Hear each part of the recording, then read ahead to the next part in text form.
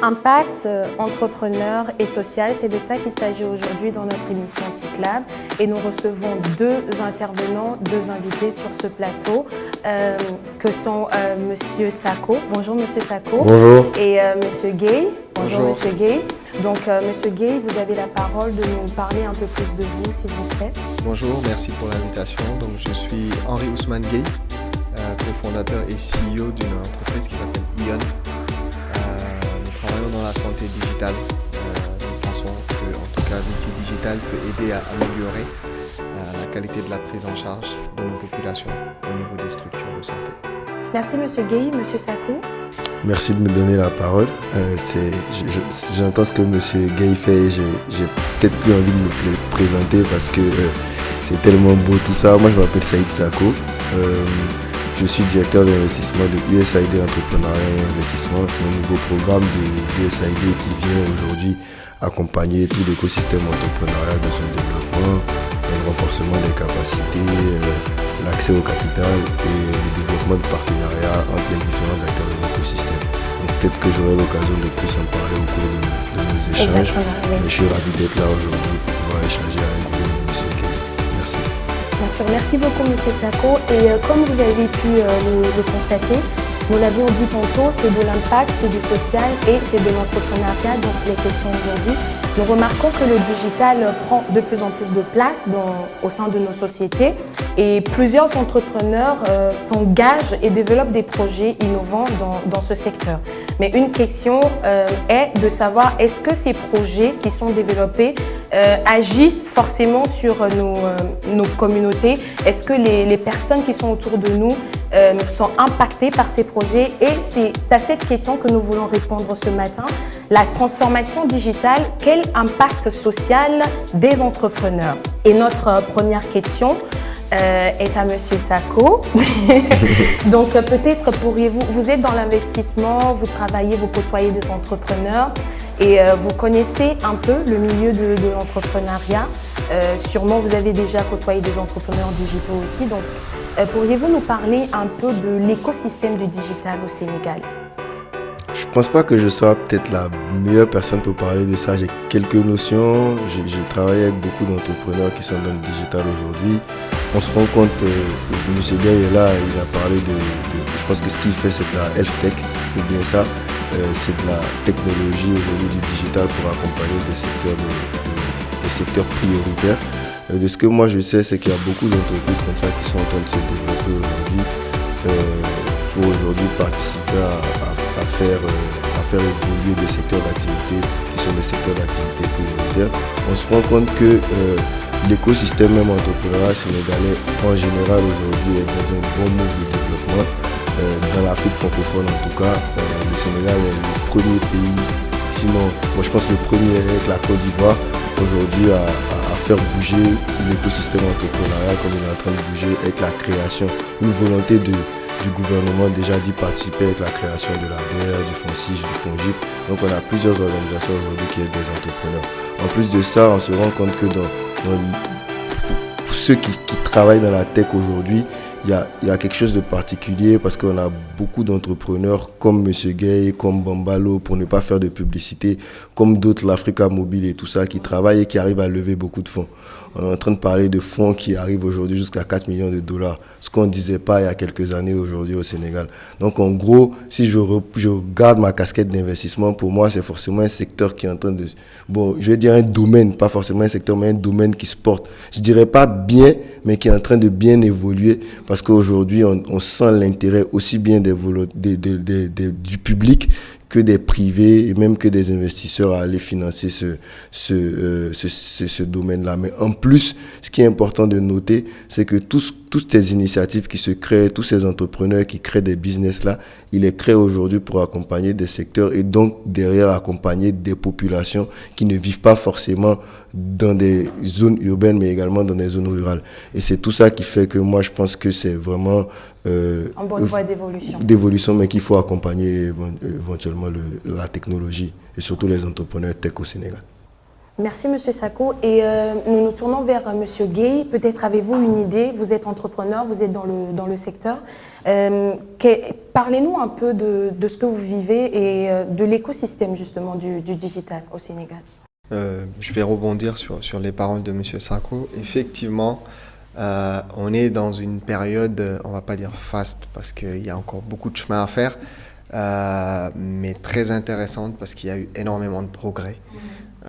Nous, on a créé notre entreprise début 2016.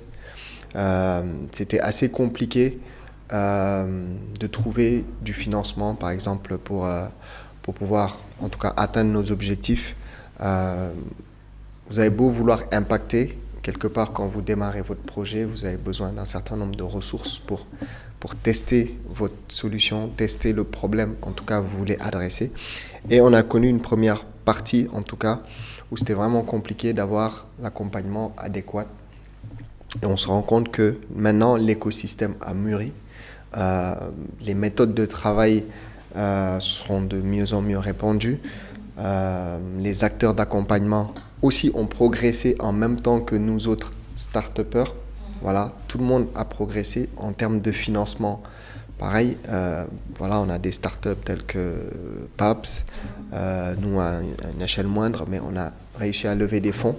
Donc ça veut dire que les gens regardent ce qui se passe dans le pays, les gens arrivent à voir les résultats que nous obtenons et ça crédibilise tout le monde. Quand une startup lève, elle lève pour elle, mais elle lève aussi pour son pays. Parce que tous les acteurs regardent vers ce pays et se disent « Ah, il y a des choses qui se passent, il y a des réalisations ». Et donc, ça attire du monde et forcément... il y a un feu qui s'allume. Exactement. Ok, oui. Peut-être que vous avez rebondi un peu tôt sur une question qui allait suivre, mais avant ça, vous travaillez à Ion. Vous êtes le cofondateur de Ion, une start-up qui produit des solutions digitales en matière de santé. Pourriez-vous plutôt nous parler un peu de cela? Est-ce que, en fait, Ion rapporte à la communauté sénégalaise? Alors, l'ambition d'Ion, la mission en tout cas, c'est de faciliter le parcours de soins de nos populations. Aujourd'hui, une personne qui est prise en charge, si elle doit interagir en tout cas avec plusieurs médecins, elle perd beaucoup de temps dans cette prise en charge. Souvent, d'un hôpital à un autre, on va vous demander de refaire les mêmes examens. Voilà, on va vous proposer les mêmes questions. Et ça, c'est une perte de temps. Le médecin qui veut même vous consulter, il n'a pas forcément votre historique dans le passé. Donc nous, ce qu'on dit, c'est en rendant disponible l'information médicale pour faciliter la prise en charge du patient et aussi pour faciliter la vie aux médecins. Et donc pour nous, aujourd'hui, l'impact, il est double. Population et médecins. Voilà. Et donc on se base sur ces aspects-là. Aujourd'hui, la solution est utilisée au Sénégal, dans le privé. Voilà, on a une trentaine de structures dans le privé qui l'utilisent. Dans le public, on a eu à travailler notamment sur la Covid. C'était une très grande fierté pour nous parce qu'on a eu le sentiment vraiment de participer au combat et d'aider notre pays. Voilà, la solution a été utilisée dans des centres de traitement. Et donc l'impact là, c'était que les populations étaient mieux prises en charge, le suivi était amélioré, les tests étaient planifiés. Les structures avaient des informations sur la disponibilité des médicaments, sur la disponibilité des chambres. Donc voilà, on avait affaire au départ à des médecins qui étaient très débordés parce qu'ils étaient sur du papier et sur la fin, qui gagnaient énormément de temps parce qu'il y avait l'outil digital qui permettait d'automatiser un certain nombre de choses. Merci beaucoup, Monsieur Gay. Et concernant cette question du digital et du social, je me tourne vers Monsieur Sako. Vous êtes dans l'investissement aujourd'hui et parlons de la question d'investissement. Sur quels critères vous basez-vous peut-être pour pouvoir investir dans un projet qui porte justement dans le digital? Ouais, je tiens à préciser quelque chose. Aujourd'hui, je suis certes directeur d'investissement d'un programme de l'USAID Entrepreneuriat et Investissement, mais ce n'est pas forcément un programme aujourd'hui qui va venir directement donner de l'argent aux entreprises. Okay. Donc en gros, je pense que c'est un fait, c'est quelque chose à marquer pour ne pas qu'après ça fasse un amalgame. Dans une vie antérieure, oui, j'ai travaillé là où on donnait beaucoup d'argent. J'ai travaillé à l'ADER avant, J'ai travaillé en banque d'affaires avant, donc j'ai beaucoup travaillé sur des projets pour les aider aujourd'hui à aller lever des fonds. Et en étant à l'ADER, j'ai carrément participé à financer des entreprises. Les critères aujourd'hui, ce sont les mêmes critères qu'il existe partout dans le monde. Il n'y en a pas de particulier. Je pense que ce sur quoi il faut revenir, c'est qu'aujourd'hui, la problématique un peu de nos entreprises locales, et c'est pareil pour les entreprises du tech, de la santé, de l'agriculture et tout, c'est qu'il faut bien les préparer à l'investissement avant qu'elles aillent lever des fonds. Et quand je te parle de préparation à l'investissement, je suis en train de parler de préparation aussi bien en investissement en capital qu'à investissement en dette. Parce que c'est vrai, c'est pas la même chose dans la pratique, mais en théorie, il faut être structuré pour aller lever des fonds. Et je pense que ce niveau-là, c'est pour ça que la réponse à la question, c'est pas de donner les critères, mais c'est de faire comprendre aujourd'hui aux entreprises qu'il faut être structuré dès la base. Donc, dès le début de l'entreprise. Il est clair qu'il faut avoir un système de gestion qui est mis en place depuis le début de l'entreprise. Il faut avoir des RH de qualité. Il faut avoir un plan de croissance. Il faut savoir quels sont les clients, quels sont les partenaires. Il faut savoir comment la croissance, on l'envisage sur les années à venir. Il faut un système de gouvernance. Il faut prévoir, on va dire, un peu l'avenir. Il y a que prévoir l'avenir, pas en étant devin, mais en faisant quand même des hypothèses qui permettent de dire je serai là dans 2 ans, dans 3 ans ou dans 5 ans. Et je pense que c'est la meilleure manière de se préparer à aller lever des fonds. On n'est jamais assez prêt. C'est comme je dirais aujourd'hui, on n'est jamais assez prêt d'être papa. La femme dit juste je suis enceinte, on est content, mais on ne sait jamais ce qui va arriver. C'est la même chose, on n'est jamais assez prêt pour aller lever des fonds, mais on aspire petit à petit à arriver à un niveau de l'entreprise où c'est l'entreprise elle-même qui dit il faut que je grandisse, donc il faut que j'aille chercher plus de fonds. Et à ce moment-là, c'est qu'on est au bon niveau. En se disant, il faut que j'aille chercher plus de fonds, ça veut dire que peut-être on a tellement bien structuré la chose, ou bien elle a assez structuré, parce qu'elle-même, elle redemande aujourd'hui à grandir. Et moi, je pense que c'est la meilleure des manières d'y aller. Après, en termes de critères, il faut essayer d'avoir un marché, il faut avoir un chiffre d'affaires qui est positif, il faut essayer d'avoir un EBE qui fait quand même, qui a un certain niveau, même s'il n'est pas encore positif. Il faut qu'il ait évolué sur certaines années. Il faut, en termes de structuration aujourd'hui, qu'il y ait des promoteurs qui connaissent l'activité. Il faut qu'il y ait des RH qui connaissent l'activité. Il faut qu'en termes de marché, il y ait le marché. Bon, c'est pour ça que je disais qu'il ne faut pas tout citer. Il faut qu'il y ait un certain positionnement stratégique, c'est-à-dire Ion est pratiquement le seul dans son secteur d'activité aujourd'hui. Donc, si le marché, il est bon, et que sa solution est bonne, qu'il arrive petit à petit à gratter, aujourd'hui, il sera celui qui aura le plus de marché, mais ça ne veut pas forcément dire que quelqu'un d'autre ne peut pas avoir le marché. Donc, en gros, il y a beaucoup d'éléments qu'on peut citer, mais ce qu'il faut retenir, c'est structuration de l'entreprise depuis la création. Et bien évidemment, je reviens sur un point vraiment qui est important, c'est la préparation de l'entrepreneur à aller en fait vers la levée de fonds. C'est pourquoi nous avons un entrepreneur sur le plateau aujourd'hui qui a déjà réussi à lever des fonds et aussi à avoir des prix par rapport à ça. Et donc, dans la pratique, justement, M. Sako en parlait tout à l'heure, il ne s'agit pas de théorie, mais il s'agit aussi de pratique.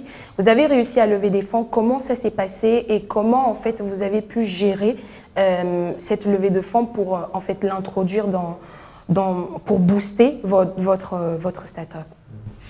En fait, quand vous êtes dans la démarche de levée de fonds, ça vous oblige à prendre du recul. Voilà. C'est-à-dire qu'au départ, vous avez identifié le problème, vous avez développé votre solution, et voilà, j'ai mon client, j'ai 1, 2, 3 clients, c'est bon, le point de départ, c'est ça. Maintenant, je veux aller plus loin. Comment je vais plus loin?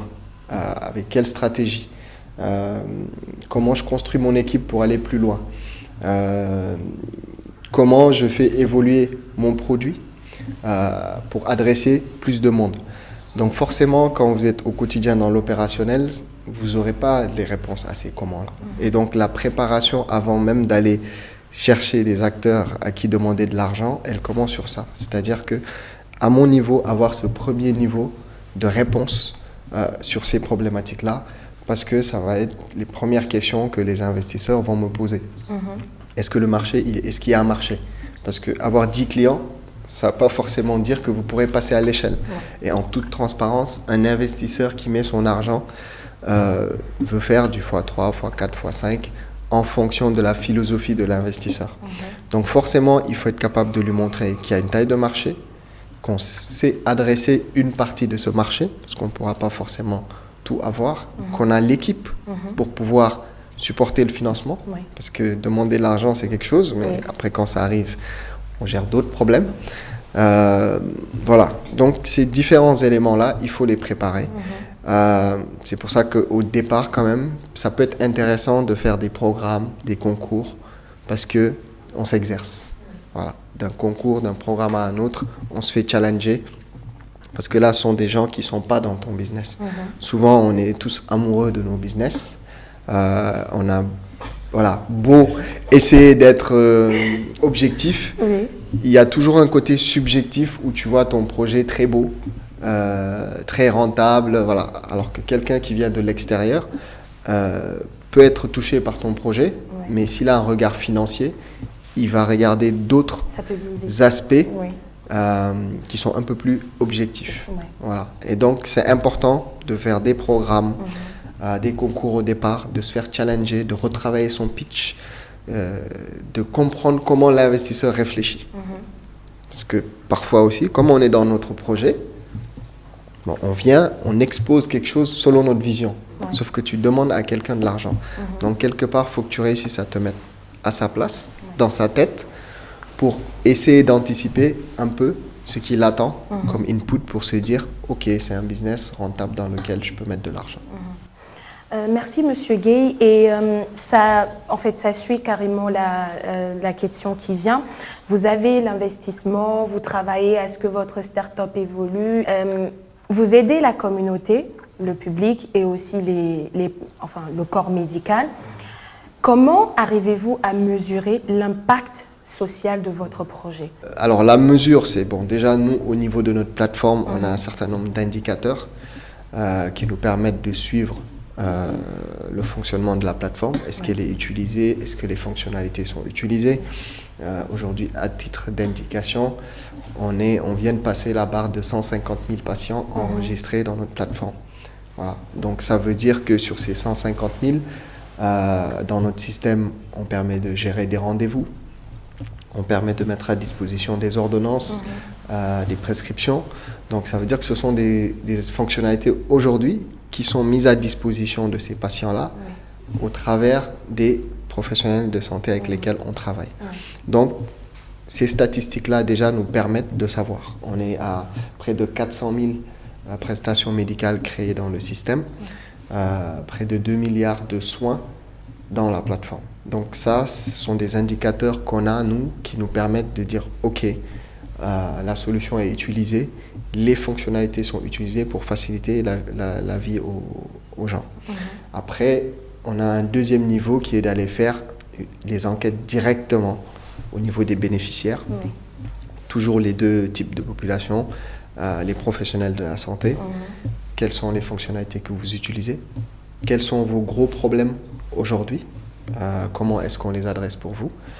Donc ça nous permet de quantifier la problématique, mais aussi de mesurer le niveau de satisfaction. Donc on va catégoriser entre les médecins qui sont autonomes, ceux qu'il faut plus accompagner, ceux qui progressent. Voilà. Donc on évalue leur maturité sur la plateforme et on se dit que s'ils sont matures, ils vont forcément impacter les patients qu'ils accompagnent. Et après, au niveau des patients, pareil, il y a des enquêtes. On a commencé par du général, sur un dossier patient standard. Là, on progresse vers des programmes spécifiques sur des maladies spécifiques. Et donc, on a fait un premier niveau de campagne qui nous permet d'identifier les problématiques majeures qui sont partagées. Tout ce qui est maladie non transmissible, c'est un vrai problème au Sénégal. Diabète, hypertension, insuffisance rénale. Donc voilà. Donc on a des programmes sur ces sujets-là où on enquête auprès des patients. Comment est-ce que notre outil facilite leur suivi? Est-ce que ça marche? Voilà. Est-ce que ça marche? Voilà. Merci beaucoup, Monsieur Gueye. Sur cette question, je me tourne vers Monsieur Sako. Vous côtoyez les entrepreneurs, comme je le disais tantôt. Peut-être vous aussi de votre côté, est-ce que arrivez-vous vraiment à mesurer en fait l'impact de ces entrepreneurs-là par rapport au volet social de leur projet? Disons que oui. Naturellement, je pense que M. Gay le disait tantôt aujourd'hui, naturellement aujourd'hui, nos environnements, nos contextes économiques font que le simple fait d'avoir business, c'est aller avoir un impact social sur une population donnée. Pourquoi? Bon, j'aime à le dire, même si ce n'est pas forcément financier, ce n'est pas forcément mathématique, employer aujourd'hui une personne, c'est forcément aller toucher 10 personnes de cette famille-là qui n'ont peut-être pas un emploi, qui n'ont pas forcément une activité décente génératrice de revenus. C'est un fait, il faut le citer, même si parfois en le citant, on a un pincement au cœur, mais on se retrouve aujourd'hui avec une population jeune, en grande partie, qui n'arrive pas à avoir accès à de l'emploi. Donc donner de l'emploi à une personne d'une famille en général, c'est aller aider plusieurs personnes. Ça, c'était le côté purement, je vais dire, social. Après, il y a un impact qui est fait derrière forcément, parce que pour tous les entrepreneurs qu'on va aller accompagner ou bien qui vont intéresser aujourd'hui l'investisseur, si je garde la casquette de l'investisseur, c'est des business aujourd'hui qui ont un impact social, soit en termes de création d'emplois, soit en termes de participation à l'amélioration des secteurs d'activité, soit en termes de participation à faire évoluer le cadre réglementaire dans le secteur en question, soit. Donc, plusieurs impacts sociaux aujourd'hui, ou socio-économiques qui sont importants. Pour moi, c'est important d'allier social et économie, surtout dans nos pays, parce qu'aujourd'hui, ça devient primordial. Parce qu'en faisant un impact social, derrière, on fait systématiquement un impact économique et vice-versa. Donc, aujourd'hui, derrière, il est important de préciser que oui, pour les financiers, pour les investisseurs aujourd'hui, il faut forcément que le business ait un impact social. Après, pour mesurer cet impact-là, ça peut être plus facile pour certaines entreprises que d'autres. Il y en a certaines comme Ion aujourd'hui, il a bien précisé qu'ils vont aller accompagner directement dans le secteur de la santé, donc aller toucher des médecins qui, eux, vont aller accompagner des patients. Donc après, l'impact, il est clair, il est déjà là. Il est certes économique, mais il est un peu une société. Dans l'agriculture, c'est pareil. Aujourd'hui, on a bien envie d'aller accompagner des entreprises, elles, qui créent des solutions ou bien qui sont en train de travailler avec un pool de femmes derrière, qui sont des femmes qui sont constituées en GIE ou un pool de producteurs aujourd'hui pour qu'ils puissent mieux vendre leurs produits. Et on a des solutions aujourd'hui comme ça qui sont en train de naître si on veut rester dans le digital. Et pas que, même dans l'industrie aujourd'hui, on se rend compte qu'il y a un vrai impact aujourd'hui parce que c'est des industries qui peuvent... Il n'y a plus de place à Dakar. Donc, il faut aller les installer forcément dans des régions qui sont hors de Dakar. Et en installant derrière, dans ces régions-là, on tire un peu l'économie de ces régions-là et en même temps, on fait un impact social derrière. Donc oui, cet impact-là, il est primordial, il est important aujourd'hui, mais je pense qu'il doit être couplé, en plus de cet impact social et économique, j'ai envie de pousser, il doit être couplé à un certain impact environnemental aujourd'hui. Donc je pense que c'est quelque chose qui vient de plus en plus, sinon qui est là, et on le conçoit tous aujourd'hui, qu'il est important qu'il y ait un impact environnemental, tant en termes quand on sait qu'en se baladant aujourd'hui, on a chaud tout le temps, on n'arrive plus à voir la lune, on n'arrive plus à voir les étoiles. Moi, je me souviens pas la dernière fois que j'ai montré les étoiles à mon fils. Il a 4 ans, il n'a jamais vu vraiment des vraies étoiles. Et ça fait quand même un peu mal de le dire. On rigole, mais c'est vrai que ça fait un peu mal. Donc aujourd'hui, l'impact environnemental, il est important à prendre en compte aussi dans le développement des business. Donc j'incite les entrepreneurs à toujours y penser, social, économique, environnemental, même si derrière, c'est naturel qu'en créant un projet, il y a un impact qu'on fait. Vous étiez en train de parler même aux entrepreneurs tout à l'heure, étant donné que nous arrivons à la fin de notre émission aujourd'hui. Et peut-être, M. Sako, avez-vous un mot de la fin pour les entrepreneurs, pour les inciter, en fait, eux qui travaillent dans le digital, eux qui ont des projets, comment ils doivent s'y prendre pour un impact? C'est vrai, pas forcément. C'est une question difficile. Hein. C'est une question très difficile. En fait, j'ai pas une réponse magique. Il n'y a pas de réponse magique à l'entrepreneuriat aujourd'hui. L'entrepreneuriat, je pense que M. Gay l'a dit plusieurs fois. Oui. En fait, il ne l'a pas dit concrètement comme ça, mais c'est également un apprentissage. C'est un apprentissage parce que lui, je suppose qu'il est spécialiste en développement de solutions. Il a lancé sa structure. En tant qu'ingénieur, il est venu en lançant, il s'est dit, écoutez, moi, je résous un problème, donc ça va fonctionner. À la base, c'est comme ça qu'on réfléchit en général. Comme il y a un problème, moi, j'amène une solution qui résout le problème. Ça marche, tout est bon. Oui. Mais en réalité, ce n'est pas si simple que ça. Il l'a dit encore, j'ai envie de répéter. il faut trouver un marché, il faut des RH de qualité derrière, il faut un plan de croissance qui est un plan de croissance assez correct. Et tout ça, il faut le montrer à l'investisseur. Moi, la seule chose que j'ai envie de dire aux entrepreneurs aujourd'hui, lancez-vous, mais lancez-vous bien. Lancez-vous bien dans le sens où, dès le début de vos activités, structurez-les. Je pense que vous avez pris l'exemple, je reprends encore parce qu'il est sur le plateau. Ion aujourd'hui a participé à beaucoup de concours et tout ça, et ça a beaucoup aidé. Malheureusement, il n'y en a pas beaucoup comme lui qui participent à des concours et qui n'ont pas forcément compris l'écosystème. Aujourd'hui, il y a des programmes comme l'USAID, le programme USAID Entrepreneur et Investissement, qui vient pour donner l'accès à l'information. Quand on lance une entreprise, parfois on a un background qui permet d'arriver à un certain niveau, mais on a toujours besoin d'accompagnement. Soit parce qu'on doit passer par un incubateur, donc passer à Synapse Center si vous avez, ou passer dans d'autres, mais essayez aujourd'hui de structurer votre idée et votre business de sorte à ce que il soit plus attrayant, aussi bien pour les investisseurs plus tard, mais même pour vos clients. Parce que vos premiers investisseurs, c'est vos clients. Donc, moi, c'est pas de solution magique. Je pense que si on doit parler technique, je serais ravi de discuter avec des gens hors plateau. Des gens pourraient me contacter pour que j'aide sur la partie levée de fonds et investissement.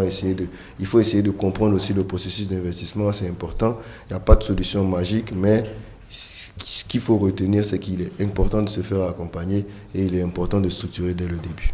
Merci Monsieur Sako. Je retiens une phrase de vous, lancez-vous, mais lancez-vous bien. Monsieur Gay, peut-être avez-vous un mot de la fin. Vous êtes entrepreneur qui agit en fait sur les communautés et pourriez-vous, peut-être avez-vous quelque chose à dire aux entrepreneurs qui veulent se lancer et apporter un impact social, bien sûr. Bien sûr. Il faut oser, et, ne pas avoir peur des barrières. Nous, il y a 4-5 ans, quand on parlait d'une plateforme en ligne pour gérer des données de patients, c'était compliqué à accepter, même pour notre cible première qui est le médecin. Voilà. Aujourd'hui, on se rend compte que c'est de plus en plus adopté. On fait moins d'efforts pour convaincre les médecins. Alors qu'au début, on avait l'impression vraiment que voilà, on cognait un mur. Voilà. Donc c'est important de développer une certaine résilience.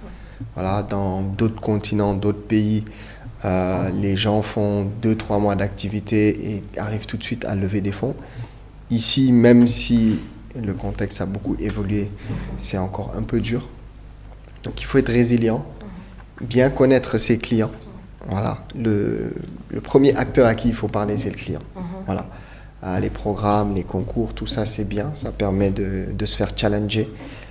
Mais le client est une pièce maîtresse pour l'entrepreneur qui se lance. Et c'est important qu'il soit à l'écoute de son client. Parce que c'est en l'écoutant qu'on identifie ses problèmes et qu'on peut les régler. Après, il faut être passionné. Voilà.